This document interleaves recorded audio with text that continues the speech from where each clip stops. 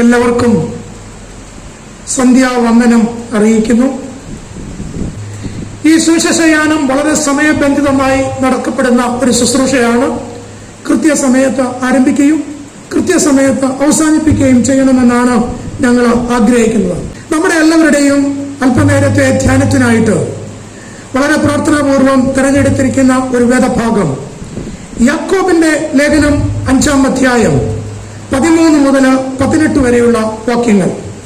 യാക്കോബിന്റെ ലേഖനം 5-ാം അധ്യായം 13 മുതൽ 18 വരെയുള്ള വാക്യങ്ങൾ. നിങ്ങൾ കഷ്ടം അനുഭവിക്കുന്നവർ പ്രാർത്ഥിക്കട്ടെ, സുഖം അനുഭവിക്കുന്നവൻ പാട്ടുപാടട്ടെ. നിങ്ങളിൽ ധീരമായി കിടക്കുന്നവൻ സഭയിലെ മൂപ്പന്മാരെ വരുത്തട്ടെ. അവർ കർത്താവിന്റെ നാമത്തിൽ അവനെ എണ്ണ പൂശി അവന് വേണ്ടി പ്രാർത്ഥിക്കട്ടെ. എന്നാൽ വിശ്വാസത്തോടു കൂടിയ പ്രാർത്ഥന ദീനക്കാരനെ രക്ഷിക്കും. കർത്താവ് അവനെ എഴുന്നേൽപ്പിക്കും. അവൻ പാപം ചെയ്തിട്ടുണ്ടെങ്കിൽ അവനോട് ക്ഷമിക്കും. എന്നാൽ നിങ്ങൾക്ക് രോഗശാന്തി വരേണ്ടതിനോ തമ്മിൽ പാപങ്ങളെ ഏറ്റുപറഞ്ഞ് ഒരുവന് വേണ്ടി ഒരുവൻ പ്രാർത്ഥിപ്പീൻ. നീതിമാന്റെ ശ്രദ്ധയോടുകൂടിയ പ്രാർത്ഥന വളരെ ഫലിക്കുന്നു. ഏലിയാവ് നമുക്ക് സമസ്വഭാവമുള്ള മനുഷ്യൻ ആയിരുന്നു. മഴ പെയ്യാതിരിക്കേണ്ടതിന് അവൻ പ്രാർത്ഥനയിൽ അപേക്ഷിച്ചു. 3 സംവത്സരവും 6 മാസവും ദേശത്ത് മഴ പെയ്തില്ല. അവൻ വീണ്ടും പ്രാർത്ഥിച്ചപ്പോൾ ആകാശത്ത് നിന്ന് മഴ പെയ്തു, ഭൂമിയിൽ ധാന്യം വിളഞ്ഞു.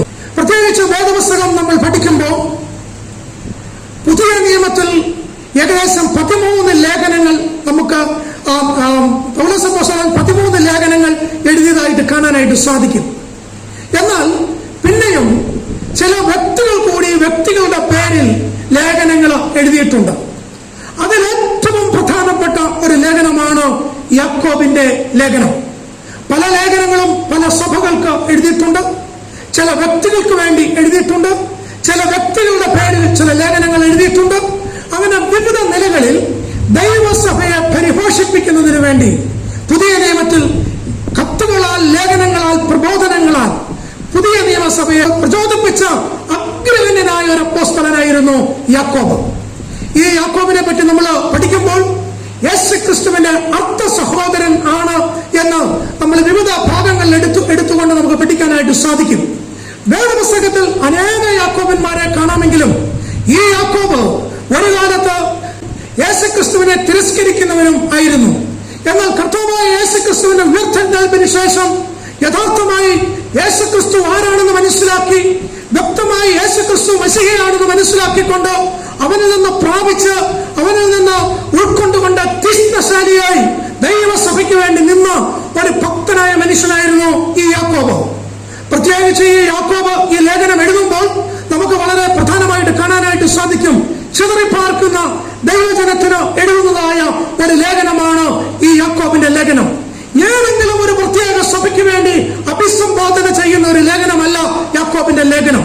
ചിതറിപ്പാർക്കുന്ന ദൈവജനത്തിനു വേണ്ടി യേശുക്രിസ്തുവിന്റെ സാക്ഷ്യവും ദൈവവചനവും നിമിത്തം ചിതറിപ്പാർക്കുന്ന അനേക ദൈവജനങ്ങള് ഈ ആ കാലഘട്ടത്തിലുണ്ടായിരുന്നു.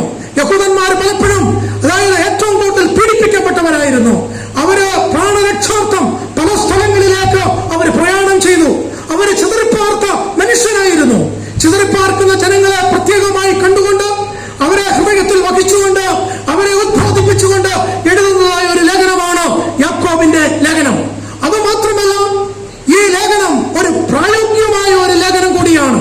നമുക്കെല്ലാവർക്കും അറിയാം, നമ്മൾ കൃപയാൽ യേശുക്രിസ്തുവിൽ കൂടി രക്ഷിക്കപ്പെട്ടിരിക്കുന്നു. അങ്ങനെയുള്ള പ്രിയപ്പെട്ടവർക്ക് വേണ്ടി എഴുതുന്ന ഒരു പ്രത്യേകമായ ലേഖനമാണ് യാക്കോബിന്റെ ലേഖനം. ചില പണ്ഡിതന്മാരൊക്കെ പറയും ഈ ലേഖനം പൗലോസിന്റെ ലേഖനവുമായി ചില കോൺട്രഡിക്ഷൻ ഒക്കെ ഉണ്ടെന്ന്. എന്നാൽ സ്വന്തമായി ദൈവത്തിന്റെ പരിശുദ്ധാത്മാവിന്റെ നിയന്ത്രണത്തിൽ നമ്മൾ ഈ ലേഖനം പഠിച്ചാൽ പൗലോസ് അപ്പോസ്തലന്റെ ഉപദേശ വിഷയങ്ങളെ ഏറ്റവും കൂടുതൽ പ്രായോഗിക തലത്തിലേക്ക് കൊണ്ടുവന്ന ഒരു ലേഖകനായിരുന്നു യാക്കോബ്. അതുകൊണ്ടാണ് നമ്മൾ വ്യക്തമായി നമ്മൾ മനസ്സിലാക്കണം, കൃപയാൽ നമ്മൾ രക്ഷിക്കപ്പെട്ടിരിക്കുന്നത് കൊണ്ട് അങ്ങനെ രക്ഷിക്കപ്പെട്ടിരിക്കുന്ന നീതിമാന്മാർ യഥാർത്ഥമായി ദൈവം നമ്മളെ ആഗ്രഹിക്കുന്നത് അവരിൽ നിന്ന് നല്ല പ്രവൃത്തികളാണ്. ആ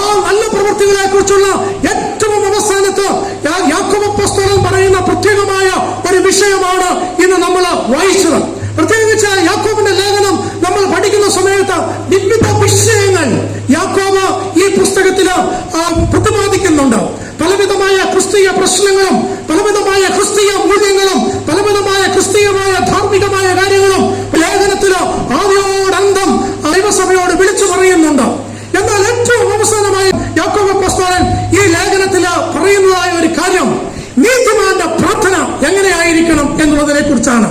എന്തുകൊണ്ടാണ്, ആരാണ് നീതിമാൻ? വളരെ വ്യക്തമായി പൗലോസ് അപ്പോസ്തലൻ റോമാലേഖനം 5-ാം അധ്യായത്തിൽ പറയുന്നു, യേശുക്രിസ്തുവിനാൽ നീതീകരിക്കപ്പെട്ടവരാണ് നീതിമാൻ.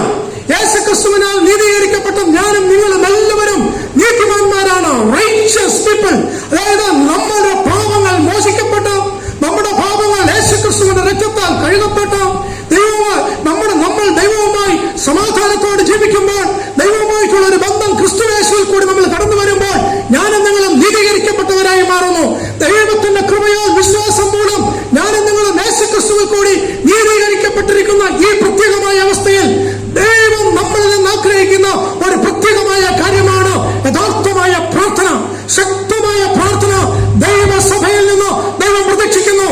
ദൈവസഭയിൽ നിന്ന്, ദൈവ മക്കളിൽ നിന്ന്, നീതീകരിക്കപ്പെട്ട ദൈവജനത്തിൽ നിന്ന് ദൈവം തമ്പുരാൻ പ്രതീക്ഷിക്കുന്നതായ ഏറ്റവും പ്രധാനപ്പെട്ട ഒരു നന്മയാണ് പ്രാർത്ഥന എന്ന് പറയുന്നത്.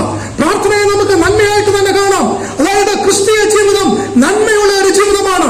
പൗലോസ് അപ്പോസ്തലൻ ഗലാത്യ ലേഖനത്തിൽ പറയുന്നുണ്ട്, നന്മ ചെയ്യാൻ നിങ്ങൾ മടുത്തു പോകരുത്, നന്മ ചെയ്യാൻ നിങ്ങൾ മറന്നു പോകരുത്. വേറൊരു ഭാഗത്തിൽ പൗലോസ് അപ്പോസ്തലൻ പറയുന്നു, ടു ഡു ഗുഡ് തിങ്സ്, നിങ്ങൾ എപ്പോഴും നന്മ ചെയ്തുകൊണ്ടിരിക്കണം. ആ നന്മയിൽ ഏറ്റവും പ്രധാനപ്പെട്ട ഒരു കാര്യമാണ് പ്രാർത്ഥന. അതുകൊണ്ടാണ് യാക്കോബ് അപ്പോസ്തലൻ തന്റെ അവസാന ഭാഗത്തേക്ക് കടന്നു വരുമ്പോൾ പ്രാർത്ഥനയെ കുറിച്ച് മാത്രം ഈ ഭാഗത്ത് പ്രത്യേകമായിട്ട് പറയുന്നത്. When should you pray? എപ്പോഴാണ് നമ്മൾ പ്രാർത്ഥിക്കേണ്ടത്?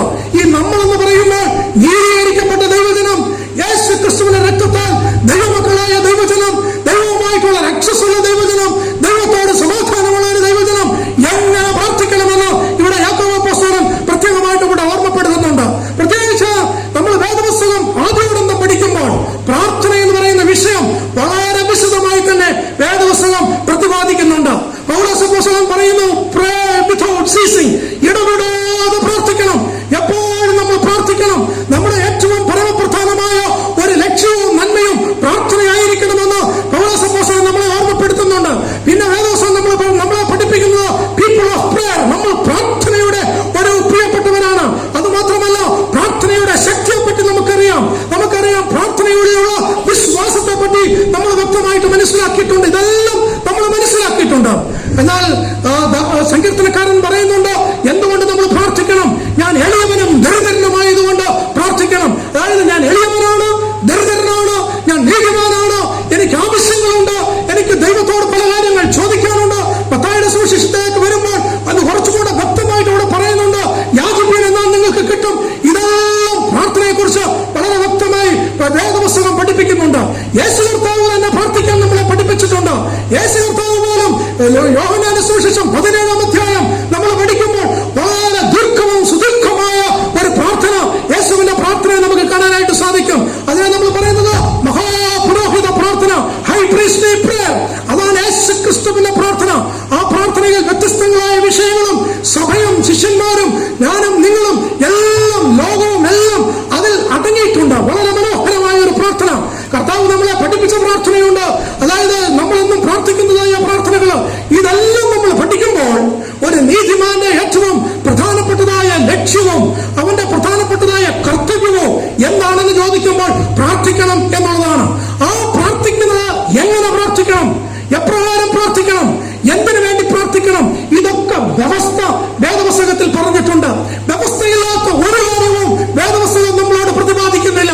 പ്രത്യേകിച്ച് പ്രാർത്ഥനയെ കുറിച്ച് വേദപുസ്തകം പ്രതിപാദിക്കുമ്പോൾ അതിന് വ്യക്തമായ വ്യവസ്ഥകളുണ്ട്, അതിന് പ്രത്യേകമായ നിബന്ധനകളുണ്ട്, അതിന് പ്രത്യേകമായിട്ടുള്ള ചില ക്രമീകരണങ്ങളുണ്ട്. വെറുതെ ഒരു പ്രാർത്ഥനയല്ല, പലവിധമായ പ്രാർത്ഥനകൾ വേദപുസ്തകത്തിൽ കാണാം. അതായത് സ്പോണ്ടേനിയസ് പ്രേയർ, അതായത് പെട്ടെന്നുള്ള പ്രാർത്ഥനകൾ കാണാം, ഷോർട്ട് പ്രേയർ കാണാം, ദീർഘമായ പ്രാർത്ഥനകൾ കാണാം. അതായത് പ്രാർത്ഥനയ്ക്ക് പല വിധത്തിലുള്ളതായ പോസ്റ്ററുകളുണ്ട്. അതായത് മുട്ടുമേൽ നിന്ന് പ്രാർത്ഥിച്ചിട്ടുണ്ട്, കൈയോർത്തി പ്രാർത്ഥിച്ചിട്ടുണ്ട്.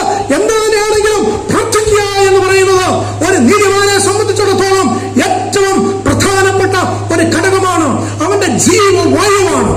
ഈയിടയ്ക്ക് ഞാനൊരു പുസ്തകം വായിച്ചപ്പോൾ പ്രാർത്ഥനയെ കുറിച്ച് പ്രത്യേകിച്ച് ക്രിസ്ത്യാനികൾ കരുതുന്നത് എന്താണെന്ന് ചോദിച്ചു. നമ്മളെല്ലാവരും വാഹനം ഉപയോഗിക്കുന്നവരാണ്. നമ്മളാരും രാവിലെ വാഹനം എടുക്കാൻ നേരം നമ്മുടെ ഡിക്കി തുറന്ന് സ്റ്റെപ്പിന് ടയറിൽ കാറ്റുണ്ടോ നമ്മൾ ആരും എന്ത് ചെയ്യാറില്ല, പരിശോധിക്കാറില്ല. ഏതെങ്കിലും സമയത്ത് നമ്മുടെ വണ്ടി പഞ്ചറാകുമ്പോഴാണ് നമ്മൾ ഏതിനെ പരിശോധിക്കുന്നത്, അതായത് ഡിക്കിയിലുള്ള നമ്മുടെ സ്പെയർ ടയറിനെ പറ്റി പരിശോധിക്കുന്നത്. പല ക്രിസ്ത്യാനികളും പ്രാർത്ഥനയെ ഏതായിട്ടാണ് കണക്കാക്കിയിരിക്കുന്നത്? ഒരു സ്പെയർ ആയിട്ടാണ് കണക്കാക്കിയിരിക്കുന്നത്. എന്നാൽ പ്രാർത്ഥന ഒരു സ്റ്റിയറിംഗ് ആയി മാറണം. അത് നമ്മളെ നയിക്കുന്നതായി മാറണം. അത് നമ്മുടെ ജീവിതത്തിന്റെ മുഖ്യ ഒരു ലക്ഷ്യമായി മാറണം. അത് നമ്മുടെ ജീവിതത്തിന്റെ വലിയൊരു അധികാരവുമായി മാറേണ്ടത് വളരെയേറെ ആവശ്യമാണ്. അതുകൊണ്ട് പ്രാർത്ഥനയെ കുറിച്ച് ഇത്രയും കാര്യങ്ങൾ നിങ്ങളെ ഞാൻ ഓർമ്മപ്പെടുത്തിക്കൊണ്ട്, അതായത് യാക്കോബ് അപ്പോസ്തലൻ പറയുന്ന ചില കാര്യങ്ങൾ നിങ്ങളുടെ ശ്രദ്ധയിലേക്ക് പെടുത്താനായിട്ട് ഞാൻ ആഗ്രഹിക്കുകയാണ്. അതിന്റെ 13-ാമത്തെ വാക്യത്തിൽ പറയുന്നു, ഒന്നാമത് നിങ്ങളിൽ കഷ്ടം അനുഭവിക്കുന്നവർ പ്രാർത്ഥിക്കട്ടെ. ഒന്നാമത്തെ കാര്യം, നിങ്ങളിൽ കഷ്ടം അനുഭവിക്കുന്നവർ പ്രാർത്ഥിക്കട്ടെ. ആരാണ് കഷ്ടം അനുഭവിക്കാത്തവർ? കഷ്ടതയെ കുറിച്ച് പലവിധമായ നിർവചനങ്ങളും അതായത് നമുക്ക് കാണാനായിട്ട് സാധിക്കും. പൗലോസ് അപ്പോസ്തലന്റെ നിർവചനം എന്ന് പറയുന്നത് കഷ്ടത എന്ന വരമാണ്. എന്നാൽ യാക്കോബ് ഇവിടെ പറയുന്നു, ഒരു നീതിമാൻ അവൻ കഷ്ടത അനുഭവിക്കുന്നുവെങ്കിൽ അവൻ എന്ത് ചെയ്യണം? പ്രാർത്ഥിക്കണം. എന്താണ് അവിടുത്തെ കഷ്ടതയെ പറ്റി പ്രതിപാദിക്കുന്നത്? ഇത് സുവിശേഷ പ്രവർത്തന ബോർഡിന്റെ പ്രത്യേകമായിട്ടുള്ള ഒരു മീറ്റിംഗ് ആണല്ലോ. അതായത് ഇവാഞ്ചലിക്കൽ സഭയിലെ എല്ലാ പ്രിയപ്പെട്ടവരും സുവിശേഷത്തിന് വലിയ മുൻതൂക്കം കൊടുക്കുന്നവരാണല്ലോ. എന്താണ് ഇന്നത്തെ കാലഘട്ടത്തിലെ കഷ്ടത? എന്താണ് ഇന്നത്തെ കാലഘട്ടത്തിലെ ഏറ്റവും വലിയ പ്രതിസന്ധി? ഒരൊറ്റ പ്രതിസന്ധിയാണ് നമ്മുടെ മുന്നിൽ. നമുക്ക് വേണ്ട രീതിയിൽ സുവിശേഷം അറിയിക്കുവാൻ സാധിക്കുന്നില്ല. സഭയ്ക്ക് സാധിക്കുന്നില്ല, വ്യക്തികൾക്ക് സാധിക്കുന്നില്ല. പലവിധമായ പ്രതിസന്ധികൾ നമ്മുടെ മുമ്പിലുണ്ട്, പലവിധമായ തടസ്സങ്ങളുണ്ട്. ആ കാര്യങ്ങളൊക്കെ കാണുമ്പോൾ ദൈവജനം, നീതിമാന്മാർ എന്ത് ചെയ്യുന്നുവെന്ന് യാക്കോബ് ഇവിടെ ചോദിക്കുകയാണ്. ഇതാ വലിയൊരു കഷ്ടതയാണ് നമ്മുടെ മുമ്പിലുള്ളത്, വലിയൊരു പ്രതിസന്ധിയാണ് നമ്മുടെ മുമ്പിലുള്ളത്. വേണ്ട രീതിയിൽ സ്വാതന്ത്ര്യമായി ശക്തമായി തെരുവോടുകളിൽ നിന്നുകൊണ്ട് ഭവനങ്ങൾ കയറി ഇറങ്ങി പലവിധ കൺവെൻഷനുകൾ നടത്തി ഒക്കെ ദൈവവചനം പ്രഘോഷിക്കുന്നതിന് തടസ്സവും പ്രതിബന്ധങ്ങളും വന്നുകൊണ്ടിരിക്കുന്ന കാലഘട്ടത്തിൽ ഇതാ യാക്കോബ് പറയുന്നു, ഒരു നീതിമാൻ പ്രാർത്ഥിക്കേണ്ട ഒരു വിഷയമുണ്ട്. അവന് കഷ്ടത അനുഭവിക്കുന്നെങ്കിൽ അവൻ എന്ത് ചെയ്യട്ടെ? പ്രാർത്ഥിക്കട്ടെ. നമ്മുടെ കഷ്ടത എന്ന് പറയുന്നത് നമ്മുടെ ശാരീരികമായ സുഖക്കേടല്ല. നമ്മുടെ കഷ്ടത എന്ന് പറയുന്നത് നമ്മുടെ ഏതെങ്കിലും വ്യക്തിപരമായ ഒരു പ്രശ്നമല്ല. ഇത് ദൈവസഭയോട് യാക്കോബ് പറയുകയാണ്, നിങ്ങളുടെ കൂട്ടത്തിൽ പലവിധമായ പ്രശ്നങ്ങളുണ്ട്. ദൈവവചനത്തിന് പ്രവർത്തിക്കാതിരിക്കുവാൻ തക്കവണ്ണം നിങ്ങളുടെ ജീവിതത്തിൽ പ്രതിസന്ധികളുണ്ട്. സുവിശേഷം കടന്നു പോകുവാൻ പറ്റാത്തവണ്ണം ഇന്ന് കർത്താവിന്റെ വേലയ്ക്ക് വേണ്ടി കുഞ്ഞുങ്ങൾ ഉയർത്തപ്പെടുന്നില്ല. കർത്താവിന്റെ വേലയ്ക്ക് വേണ്ടി കൊടുക്കുന്നവരുടെ എണ്ണം കുറഞ്ഞു പോകുന്നു. പലവിധമായ പ്രതിസന്ധികൾ നമ്മുടെ മുമ്പിൽ നിൽക്കുകയാണ്. എത്രയോ ഉദാഹരണങ്ങൾ വേദപുസ്തകത്തിൽ നമുക്ക് എടുക്കാനായിട്ട് സാധിക്കും. നെഹമ്യാവ് പ്രാർത്ഥിച്ചത് സ്വന്തമായ ഒരു കാര്യത്തിന് വേണ്ടിയല്ലായിരുന്നു. അത് വലിയൊരു പ്രതിസന്ധി നെഹമ്യാവ് കാണുകയാണ്.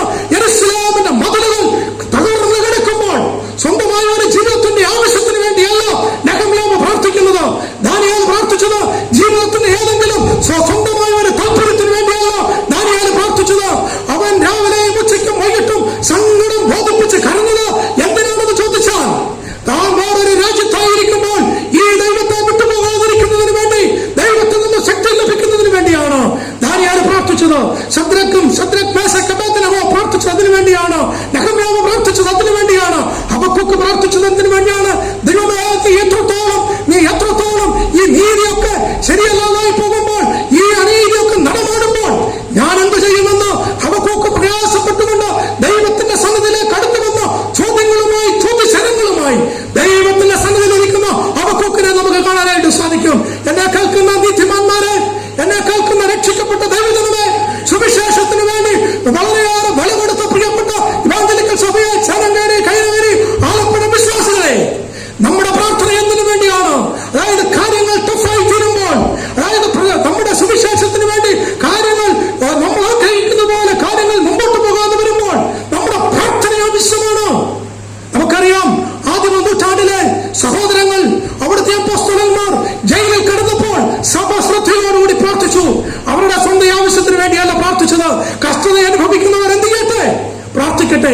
കഷ്ടത എന്താണ് അനുഭവിക്കുന്നത്? അതായത് ഈ സുവിശേഷം വന്നില്ലായിരുന്നുവെങ്കിൽ നമ്മുടെ ജീവിതത്തിന്റെ അവസ്ഥ എന്തായാലും, ഈ സുവിശേഷം നമ്മളുടെ ഇടയിലേക്ക് കടന്നു വന്നില്ലായിരുന്നെങ്കിൽ നമ്മുടെ ജീവിതത്തിന്റെ ഗതി എന്തായാലും നമ്മൾ ആരെങ്കിലും ചിന്തിച്ചിട്ടുണ്ടോ? നമ്മുടെ പിതാക്കന്മാർ മുട്ടുമേൽ നിന്ന് പ്രാർത്ഥിച്ചു. അവരുടെ സ്വന്തം ആവശ്യത്തിന് വേണ്ടിയല്ല പ്രാർത്ഥിച്ചത്, സഭയുടെ അനുഗ്രഹത്തിന് വേണ്ടി, സുവിശേഷത്തിന്റെ വ്യാപനത്തിന് വേണ്ടി നമ്മൾ പ്രാർത്ഥിച്ചു. നമ്മുടെ പിതാക്കന്മാർ പ്രാർത്ഥിച്ചതിന്റെ ഫലമായിട്ടാണ് ഇന്ന് 19 സംസ്ഥാനങ്ങളിൽ സുവിശേഷ പ്രവർത്തന ബോർഡിന് ചെറുതും വലുതുമായ നിലകളിൽ അനേക പ്രവർത്തനങ്ങൾ നടന്നുകൊണ്ടിരിക്കുന്നത്. പ്രിയമുള്ളവരെ, നമ്മുടെ പ്രാർത്ഥനയാണ്. ഇനി ആ പ്രാർത്ഥന നിലച്ചു പോകരുത്. നീതിമാന്റെ ശ്രദ്ധയോടുകൂടിയ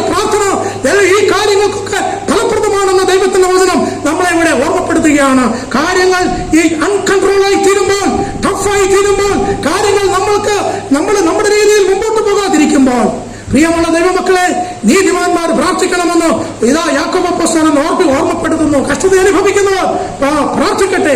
ദൈവസഭ കഷ്ടതയിൽ കൂടി കടന്നു പോകുമ്പോൾ പ്രാർത്ഥിക്കണം. വെളിപാട് പുസ്തകം നമ്മൾ പഠിക്കുമ്പോൾ അറിയാം, അവിടെ സർദീസിലെ സഭയോട് ദൈവത്തിന്റെ പരിശുദ്ധാത്മാവ് പറയുന്നുണ്ട്, ബി ഫിയർലെസ്. അതായത് നിങ്ങൾ ഒരിക്കലും ഭയപ്പെട്ടു പോകരുത്. കാരണം എന്താണെന്നറിയാമോ? വളരെയേറെ പ്രതിസന്ധികൾ കൂടി കടന്നുപോയ ഒരു സഭയായിരുന്നു സ്മിർനയിലെ സഭ.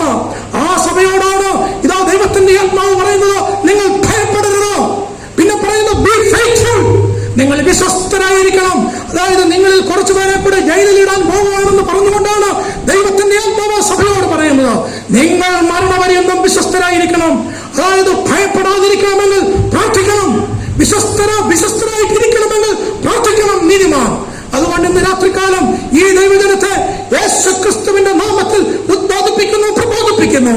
നിങ്ങളെല്ലാവരും പ്രാർത്ഥിക്കണം ദൈവസഭയ്ക്ക് വേണ്ടി. നമ്മളെല്ലാം കഷ്ടത്തിലാണ് ഇപ്പോൾ, നമ്മളെല്ലാം പ്രതിസന്ധിയിലാണ് ഇപ്പോൾ. അതായത് വേണ്ട രീതിയിൽ സുവിശേഷം പറയുവാൻ സാധിക്കുന്നില്ല.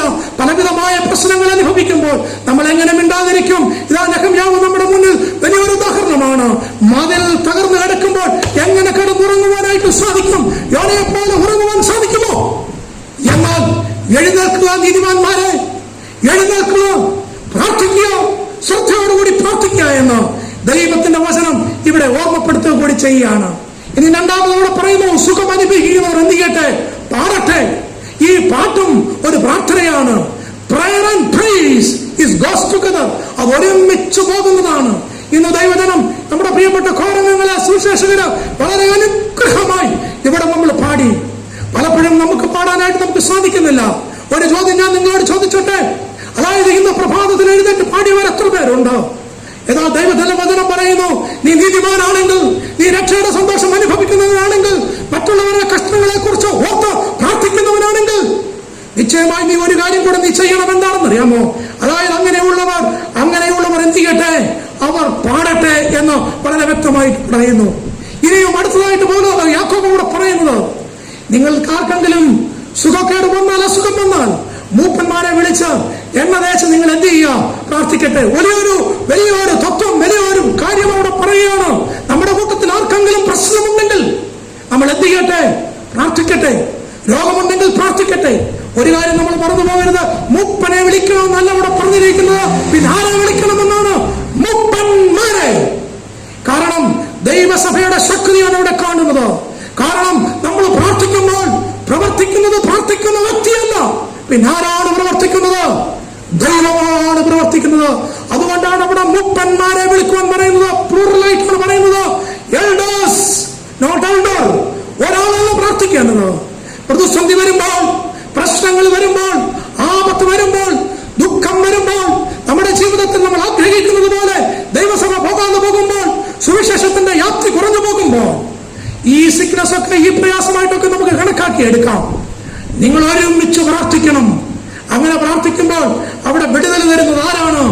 സർവശക്തനായ ദൈവം.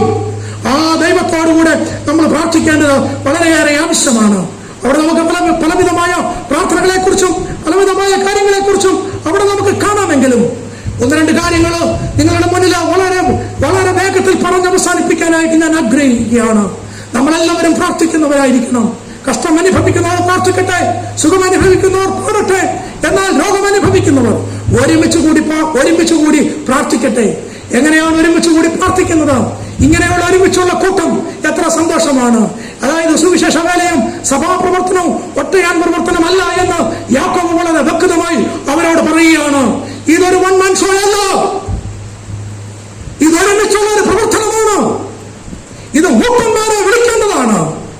ഒരുമിച്ച് പ്രാർത്ഥിപ്പാൻ, ഒരുമിച്ച് എത്തിക്കുവാൻ, ഒരുമിച്ച് മുമ്പോട്ട് പോകുവാൻ ഉള്ള വലിയൊരു വെല്ലുവിളിയാണ് ഇവിടെ യാക്കോബ് അപ്പോസ്തലൻ നമ്മുടെ മുമ്പിൽ വെക്കുന്നത്. നമ്മുടെ ഇടയിൽ അന്ധചിത്രങ്ങൾ ഉണ്ടെങ്കിൽ അവിടെ പറയുന്നു, അതായത് നിങ്ങൾക്ക് എന്തെങ്കിലും നിങ്ങളുടെ ജീവിതത്തിലുണ്ടെങ്കിൽ നിങ്ങളെല്ലാവരും ഒരുമിച്ച് കൂടി അന്യന്യം പാപമേറ്റു പറഞ്ഞ് നിങ്ങൾ എന്ത് ചെയ്യാം? പ്രാർത്ഥിക്കുക. എവിടെയാണ് തടസ്സം ഇന്ന് സംഭവിച്ചുകൊണ്ടിരിക്കുന്നത്? തടസ്സം സംഭവിച്ചുകൊണ്ടിരിക്കുന്നത് നമ്മളുടെ ഇടയിലാണ്. പ്രാർത്ഥനയ്ക്കുണ്ടായ ആ വലിയൊരു കെമിസ്ട്രി നമുക്ക് നഷ്ടപ്പെട്ടു പോവുകയാണ്. ഇന്നൊറ്റയ്ക്കുള്ള പ്രാർത്ഥന അതൊക്കെ നല്ലതാണ്. പക്ഷേ കൂട്ടത്തിൽ ഒരു പ്രയാസം ഉണ്ടാകുമ്പോൾ ഇതാ യാക്കോബ് അപ്പോസ്തലൻ പറയുന്നു, മൂപ്പന്മാരെ വിളിക്കണം, ഒരുമിച്ച് പ്രാർത്ഥിക്കണം, പാപങ്ങൾ ഏറ്റുപറഞ്ഞ് പ്രാർത്ഥിക്കണം, പരസ്പരം ഏറ്റുപറഞ്ഞ് പ്രാർത്ഥിക്കാനായിട്ട് ഇതോ വലിയൊരു വെല്ലുവിളി അവിടെ പറയുകയാണ്. അത് പറഞ്ഞതിന് ശേഷമാണ് പറയുന്നത്, നീതിമാന്റെ ശ്രദ്ധയോടുള്ള പ്രാർത്ഥന ദൈവം എന്ത് ചെയ്യും? കേൾക്കും. The power of righteous prayer. പ്രിയമുള്ളവരെ, നമ്മുടെ ജീവിതത്തിൽ ഇങ്ങനെ ഒരു ചിന്ത നമ്മുടെ ജീവിതത്തിൽ ഉണ്ടാകണം. നമ്മൾ ഒരുമിച്ച് കൂടിയിരിക്കുന്നതിന് വേണ്ടിയാണ്. ഒറ്റ ലക്ഷ്യമേ ഉള്ളൂ, എല്ലാ വിധേനയും ഈ സഭ വളരണം, നമ്മുടെ സഭ വളരണം. എങ്ങനെയാണ് വളർത്താനായിട്ട് നമുക്ക് സാധിക്കുന്നത്? സുവിശേഷം കൊടുക്കുന്നില്ല എങ്കിൽ വളരില്ല. സുവിശേഷം പറഞ്ഞാൽ സുവിശേഷത്തിൽ വിശ്വസിക്കുന്നവർ ദിനം പ്രതി ദൈവസഭയോട് ചേർക്കുന്ന ഒരു ദൈവം നമ്മുടെ കൂടെ ഉണ്ട്. അതുകൊണ്ട് നമ്മുടെ വലിയൊരു ഉത്തരവാദിത്വം എന്താണെന്ന് നമ്മൾ മനസ്സിലാക്കണം. നമ്മുടെ ഇടയിൽ പ്രശ്നങ്ങളുണ്ട്, നമ്മുടെ ഇടയിൽ പാപമുണ്ട്, നമ്മുടെ ഇടയിൽ രോഗമുണ്ട്. അതുകൊണ്ട് ഒരുമിച്ച് കൂടണം, ഒരുമിച്ച് പ്രാർത്ഥിക്കണം. വിടുതലിന് വേണ്ടി, ആശ്വാസത്തിന് വേണ്ടി, സൗഖ്യത്തിന് വേണ്ടി, വലിയൊരു ശുശ്രൂഷയ്ക്ക് വേണ്ടി നമുക്ക് ഒരുമിച്ച് പ്രാർത്ഥിപ്പാനും ഒരുമിച്ച് പ്രയത്നിപ്പാനും ഒരുമിച്ച് മുമ്പോട്ട് പോകുവാനും നമുക്ക് സാധിക്കേണ്ടത് വളരെയേറെ ആവശ്യമായ ഒരു കാര്യമാണ്. ഇനി മൂന്നാമതവിടെ പറയുന്ന ഒരു പ്രധാനപ്പെട്ട കാര്യം, പാപത്തിന്റെ ക്ഷമയ്ക്ക് വേണ്ടി നമ്മൾ പ്രാർത്ഥിക്കണം. നമ്മളത് പ്രാർത്ഥിക്കാനല്ല, അതായത് പാപത്തിന്റെ ക്ഷമയ്ക്ക് വേണ്ടി നമ്മൾ പ്രാർത്ഥിക്കണം. മറ്റുള്ളവരുടെ പാപം ക്ഷമിക്കണമേ എന്ന് നമുക്ക് പ്രാർത്ഥിക്കണം. ഗലാത്യ ലേഖനത്തിൽ പറയുന്നുണ്ട്, നിങ്ങളിൽ ഒരുത്തൻ പാപം ചെയ്താൽ അവനോട് നിങ്ങൾ എന്ത് ചെയ്യും? ആത്മീയരായ നിങ്ങൾ ഒരുമിച്ച് കൂടി അവനെ സദ്ബുദ്ധി പറഞ്ഞു കൊടുക്കണം. ഗലാത്യ ലേഖനത്തിൽ പൗലോസ് അപ്പോസ്തലൻ ശക്തമായ ഒരു പ്രബോധനമാണ് അവിടെ കൊടുക്കുന്നത്. പ്രിയമുള്ളവരെ, നമ്മൾ പ്രാർത്ഥിക്കുമ്പോൾ പാപക്ഷമയ്ക്ക് വേണ്ടി പ്രാർത്ഥിക്കുന്ന എത്ര പേരുണ്ട്? ആ വേറൊരർത്ഥത്തിൽ പറഞ്ഞാൽ രക്ഷിക്കപ്പെടാത്ത മനുഷ്യർക്ക് വേണ്ടി നമ്മൾ പ്രാർത്ഥിക്കണം. ആത്മാക്കളുടെ രക്ഷയ്ക്ക് വേണ്ടി നമ്മൾ പ്രാർത്ഥിക്കണം. നമ്മുടെ ഇടവകയിൽ പ്രിയപ്പെട്ടവർ കടന്നു വരുന്നതിന് വേണ്ടി നമ്മൾ പ്രാർത്ഥിക്കണം. ദൈവജനം ദൈവശക്തിയിൽ വളരുന്നതിന് വേണ്ടി നമ്മൾ പ്രാർത്ഥിക്കണം. പാപത്തിന്റെ ബോധം കൊടുക്കുന്നതിന് വേണ്ടി നമ്മൾ പ്രാർത്ഥിക്കണം. പാപക്ഷമ ലഭിക്കുന്നതിന് വേണ്ടി നമ്മൾ പ്രാർത്ഥിക്കണം. മാനസാന്തരപ്പെടുന്നതിന് വേണ്ടി നമ്മൾ പ്രാർത്ഥിക്കണം. അവിടുത്തെ സൗഖ്യം എന്ന് പറയുന്നത് ശാരീരിക സൗഖ്യവും ആത്മിക സൗഖ്യം കൂടിയാണ്.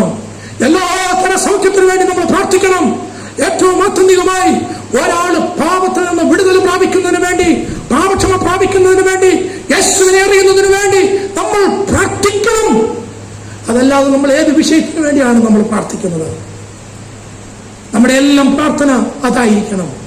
അങ്ങനെ നമ്മൾ പ്രാർത്ഥന ആരംഭിച്ചാൽ ഒരുപക്ഷെ നമ്മുടെ ഇടവകയുടെ ശാക്തീകരണം, നമ്മുടെ സഭയുടെ ശാക്തീകരണം, പ്രത്യേകിച്ച് കേരളക്കരയിൽ ആളുകളുടെ എണ്ണം കുറഞ്ഞു പോകുമ്പോൾ, പ്രിയമുള്ളവരെ, ദൈവം ഞങ്ങൾക്ക് തന്നതായ ഒരു പ്രത്യേകമായ ദർശനമാണ്.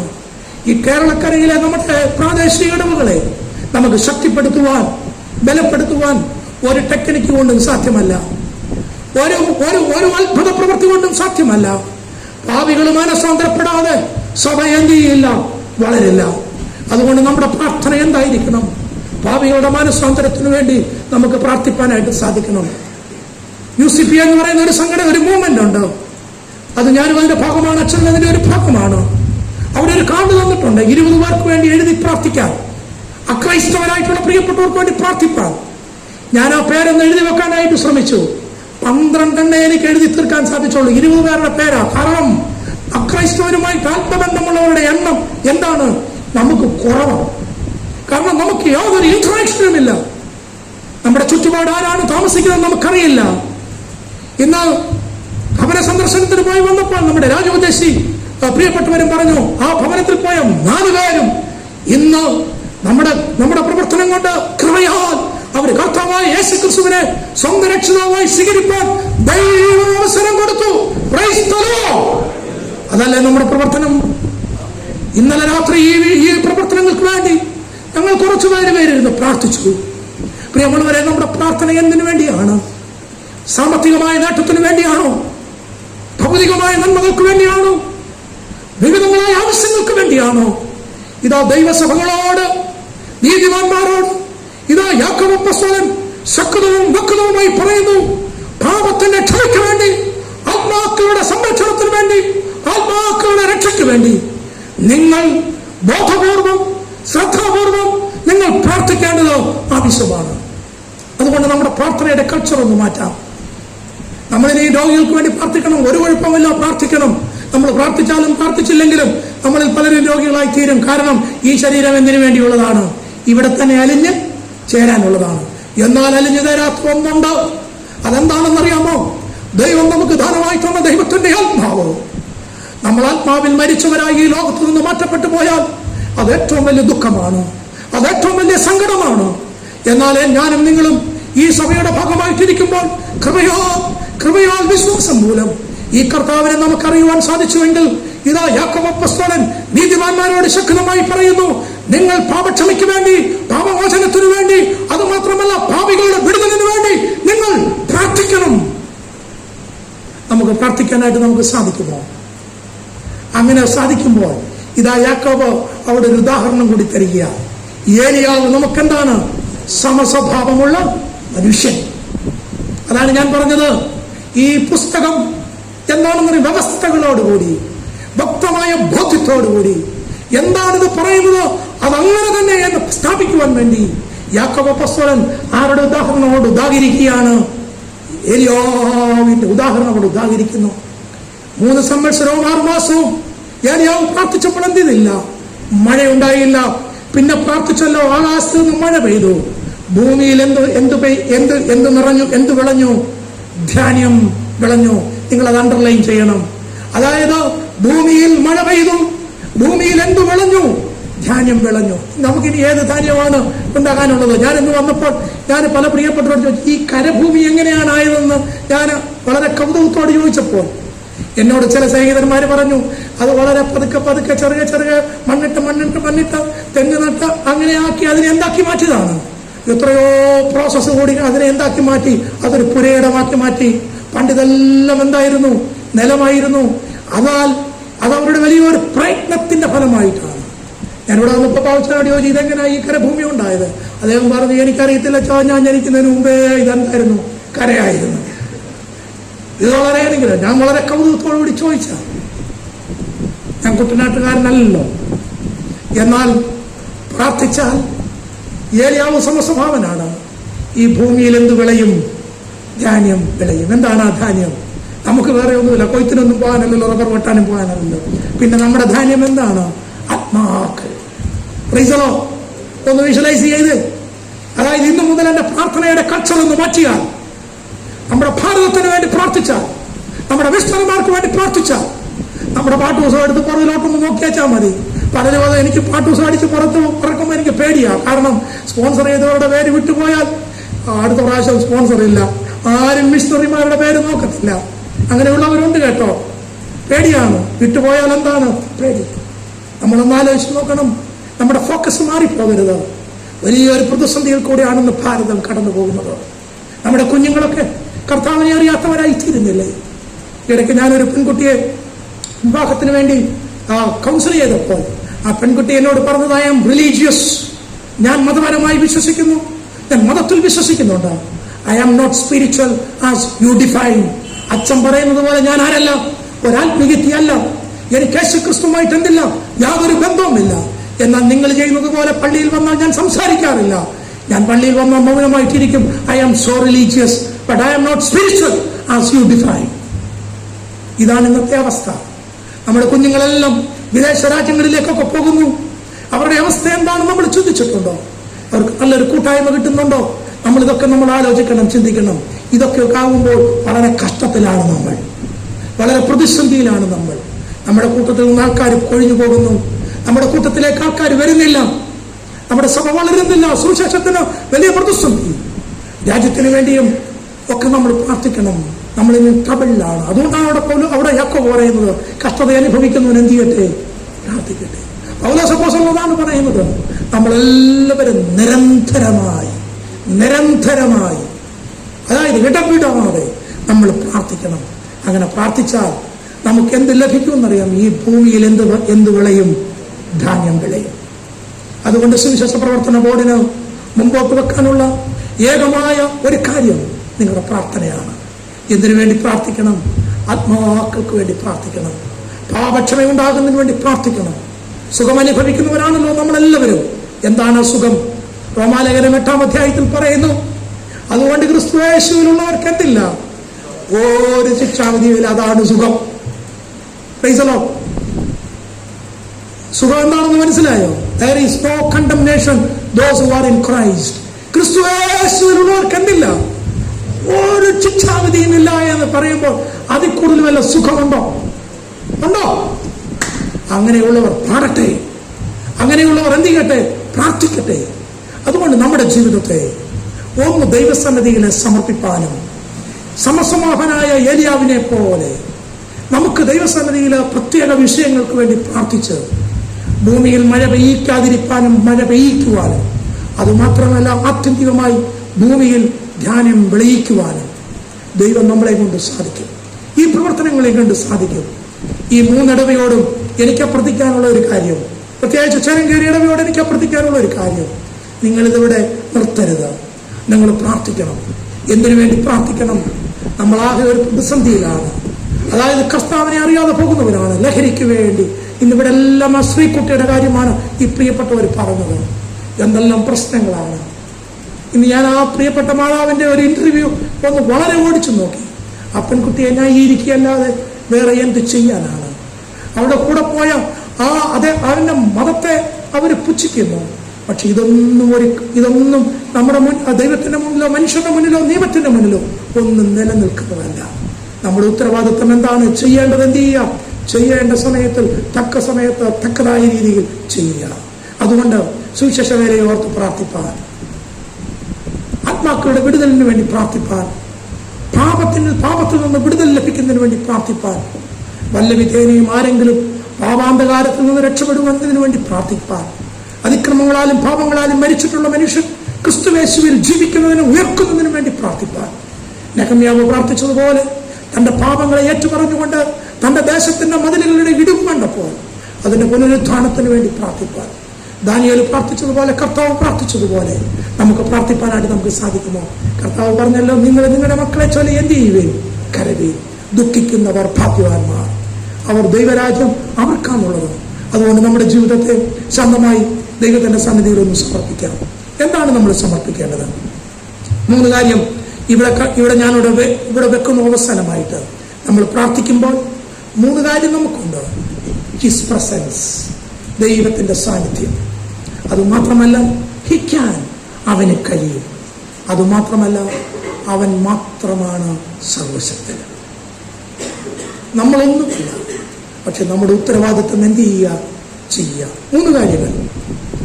നമ്മുടെ കൂടെ ആരുടെ സാന്നിധ്യമുണ്ട്? പ്രാർത്ഥിക്കുമ്പോൾ ദൈവത്തിന്റെ സാന്നിധ്യം. നമ്മൾ പ്രാർത്ഥിക്കുമ്പോൾ, ദൈവഹിതപ്രകാരം പ്രാർത്ഥിക്കുമ്പോൾ അവനത് ചെയ്യും. അവൻ മാത്രമാണ് ആര്? സർവശക്തൻ. സമസ്വഭാവനായ ഏലിയാവിന്റെ ഉദാഹരണം നമ്മുടെ ജീവിതത്തിൽ ഏറ്റെടുത്തുകൊണ്ട് നമുക്കും പ്രാർത്ഥിക്കാം. സുവിശേഷത്തിന്റെ അഭിവൃദ്ധിക്ക് വേണ്ടി, സുവിശേഷത്തിന്റെ വ്യാപനത്തിന് വേണ്ടി, കഷ്ടമനുഭവിക്കുന്ന ദൈവസഭയ്ക്ക് വേണ്ടി, കഷ്ടമനുഭവിക്കുന്ന ദൈവജനത്തിനു വേണ്ടി, നീതിവാന്മാരുടെ വിശുദ്ധീകരണത്തിനു വേണ്ടി, ഭാവികളുടെ മനസ്സാന്തരത്തിനു വേണ്ടി, ആത്മീകമായ സൗഖ്യത്തിന് വേണ്ടി, ശാരീരികമായ സൗഖ്യത്തിന് വേണ്ടി, പാപം ചെയ്ത നമ്മുടെ പാപത്തിന്റെ ക്ഷമയ്ക്ക് വേണ്ടി നമുക്കും പ്രാർത്ഥിക്കാം. അങ്ങനെ പ്രാർത്ഥിച്ചാൽ ഈ ഭൂമിയിൽ എന്തു വിളയും? ധാന്യം വിളയും. അതുകൊണ്ടാണ് 4-ാം സങ്കീർത്തനക്കാരൻ പറയുന്നത്, നടുങ്ങുവിൻ, പാപം ചെയ്യാതിരിപ്പേൻ. 1 ശമൂവേലിന്റെ പുസ്തകത്തിൽ പറയുന്നു, നിങ്ങൾ പ്രാർത്ഥിക്കാതിരുന്നാൽ നിങ്ങൾ പാപം ചെയ്യുന്നു. നമ്മൾ പ്രാർത്ഥിക്കാതിരുന്നാൽ നമ്മൾ പാപം ചെയ്യുന്നു. ഞാൻ നീതിമാനാണ്, ഞാനും നിങ്ങളും പ്രാർത്ഥിക്കണം. ദൈവസഭയുടെ ശാക്തീകരണത്തിന് വേണ്ടി നമുക്ക് പ്രാർത്ഥിക്കാം. നമ്മുടെ തലകളെ ദൈവസന്നിധിയിൽ വണക്കാം. ഈ ഒരവസരം തന്ന ബഹുമാനപ്പെട്ട അച്ഛനോടും പ്രിയപ്പെട്ടവരോടും ചെരങ്കേരി ഇടവയോടും എല്ലാവിധമായ നന്ദിയും ആ കടപ്പാടും അറിയിക്കുന്നു. വീണ്ടും ദൈവം നമ്മളെ എല്ലാവരെയും അനുഗ്രഹിക്കട്ടെ.